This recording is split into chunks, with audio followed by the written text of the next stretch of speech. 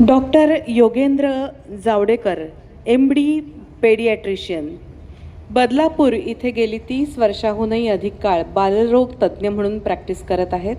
त्यांनी लिहिलेलं पुस्तक डॉक्टर नावाचा माणूस वाचन करत आहेत क्षमा गोसावी, कथा क्लब. नमस्कार.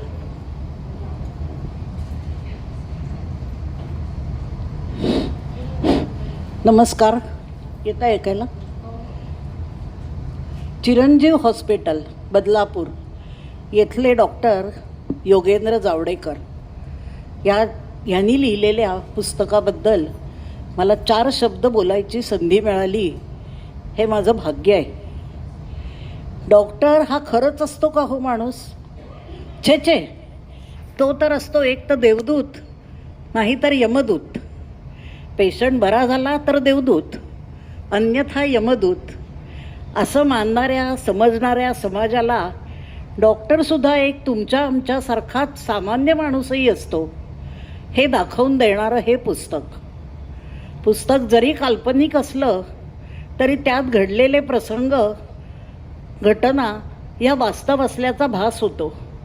वैद्यकशास्त्राला धरूनच हे लेखन आहे, अर्थात कादंबरी आहे. त्यामुळे त्याच्यात थोडी रंजकता आणण्यासाठी काही गोष्टींचा समावेश आहे. एका हॉस्पिटलमध्ये बालरुग्ण विभागातील जन्मलेल्या नवजात अर्भकांना मृत्यूला सामोरं जावं लागतं. असं एकापाठोपाठ जन्मलेली बाळं दगावतात, साथच येते म्हणा ना.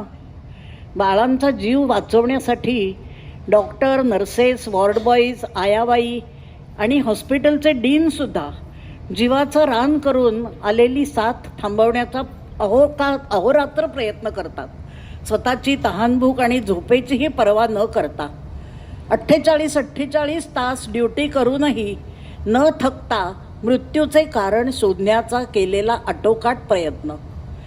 पण शास्त्राला, वैद्यकशास्त्राला सुद्धा मर्यादा आहेत. ही गोष्ट सामान्य माणूस मान्यच करत नाही. प्रत्येक व्यक्ती ही वेगळी असते, तसेच प्रत्येक रुग्ण हाही वेगळा असतो. डॉक्टर एकाच प्रकारच्या आजाराला 4 पेशंटना एकच औषध देतात, पण त्याचे परिणाम मात्र वेगवेगळ्या पेशंटवर वेगळे होतात. कोणाला पटकन गुण येतो तर कोणाला गुण यायला वेळ लागतो.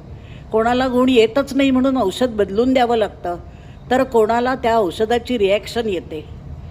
पण हे आपल्याला समजत नसलं तरी आपण मात्र आपली त्या डॉक्टरांबद्दल असलेली चुकीची मतं ठामपणे मांडत पसरवत असतो. डॉक्टरी पेशा हा नोबेल पेशा आहे. रुग्णांना रोगमुक्त करणे किंवा शक्य नसेल तर त्यांना आजारामुळे निदान कमी त्रास होईल अशी सेवा देणे, असे प्रयत्न डॉक्टर करत असतात.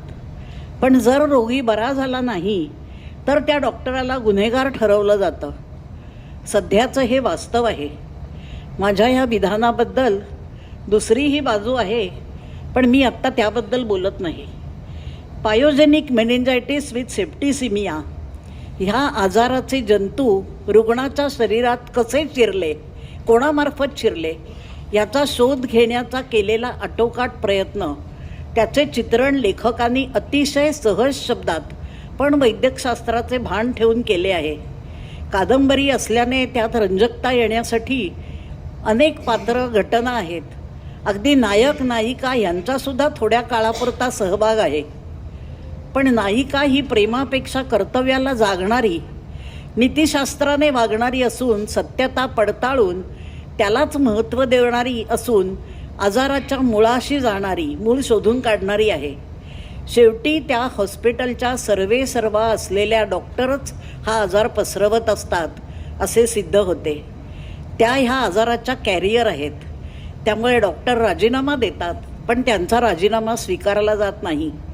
कारण त्यांनी हॉस्पिटलसाठी केलेले कार्य, दिलेली निरपेक्ष सेवा याच्याबद्दल त्यांचा खरं तर सत्कार समारंभ होणार असतो.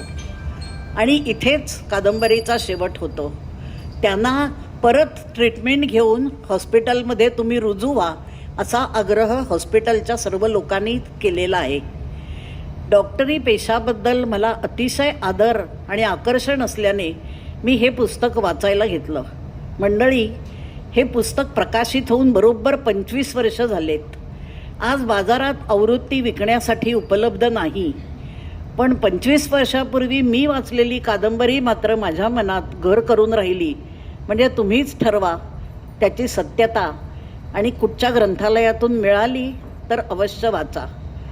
एखाद्या हळूवार मनाच्या प्रेमळ व्यक्तीने आपले विचार मांडावेत, त्याप्रमाणे डॉक्टर जावडेकरांनी ओघवत्या भाषेत मांडलेले तरल विचार वाचकाला खिळवून ठेवतात.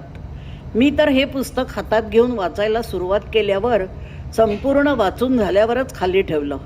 पुढे काय ही उत्सुकता मला स्वस्थ बसू देत नव्हती. इतकी सुंदर साहित्यकृती डॉक्टरांनी निर्माण करून डॉक्टर नावाचा माणूस आपल्यासमोर ठेवल्याबद्दल मी त्यांची ऋणी आहे. धन्यवाद.